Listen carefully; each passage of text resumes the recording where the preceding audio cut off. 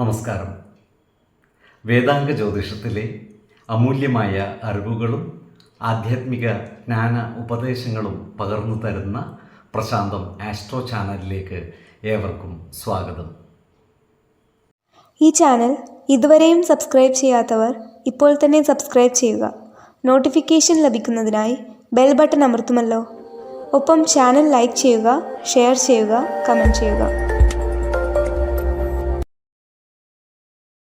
കൊല്ലവർഷം 1199 എടവ സംക്രമം ആയില്യം നക്ഷത്രത്തിലാണ്.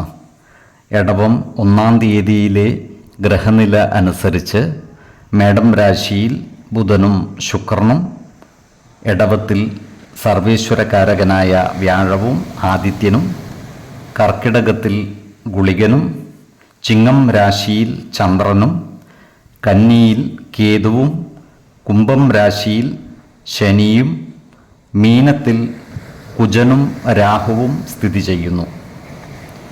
മകം നക്ഷത്രത്തിൽ ജനിച്ചവർക്ക് എടവമാസം പൊതുവെ ഗുണഫലങ്ങൾ കൂടിയിരിക്കും.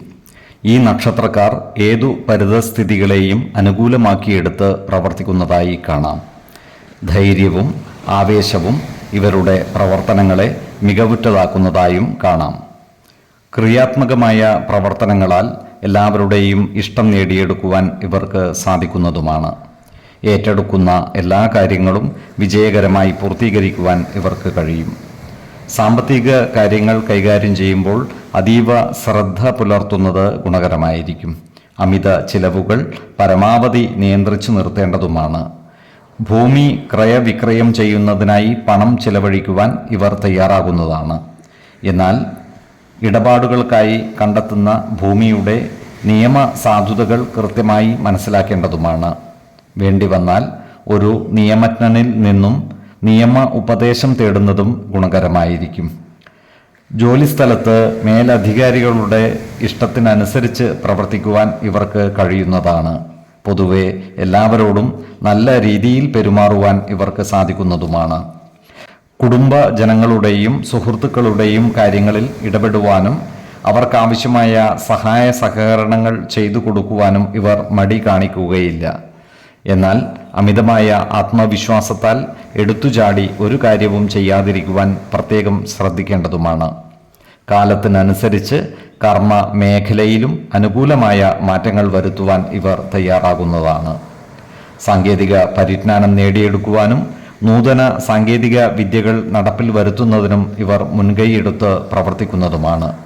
1, 16, 28 തീയതികൾ അനുകൂലമാണ്. ഈ നക്ഷത്രക്കാർ ജനിച്ച സമയത്തെ അടിസ്ഥാനമാക്കിയുള്ള ജാതകത്തിലെ ലഗ്ന രാശിയുടെയും ലഗ്ന അധിപന്റെയും സ്ഥിതിയും ശുഭ പാപ ഭാവങ്ങളുടെ സ്ഥിതിയും ഓരോ രാശിയിലെയും ഗ്രഹങ്ങളുടെ സ്ഥിതിയും അനുസരിച്ച് ഇവരുടെ പൊതുഫലത്തിൽ ഏറ്റക്കുറച്ചിലുകൾ ഉണ്ടാകുവാനിടയുണ്ട്. കുടുംബ ദേവതകളെയും ഇഷ്ടദേവതകളെയും ഉപാസിക്കുന്നത് ഇവർക്ക് ആയുരാരോഗ്യ സൗഖ്യമേകും. ഇഷ്ടദേവതാ മന്ത്രം 108 തവണ ദിനംതോറും ലിഖിത ജപം ചെയ്തു വരുന്നത് ഇവർക്ക് സർവ ഐശ്വര്യങ്ങളുമേകും. നല്ല വ്യക്തി സാധനകളോടെയും ഉപാസനകളോടെയും മുന്നേറിയാൽ സർവേശ്വരാനുഗ്രഹത്താൽ ഇവരുടെ സർവകാര്യങ്ങളും മംഗളകരമാകും. നന്ദി, നമസ്കാരം. ജ്യോതിഷരത്നം പ്രശാന്ത് കണ്ണോം.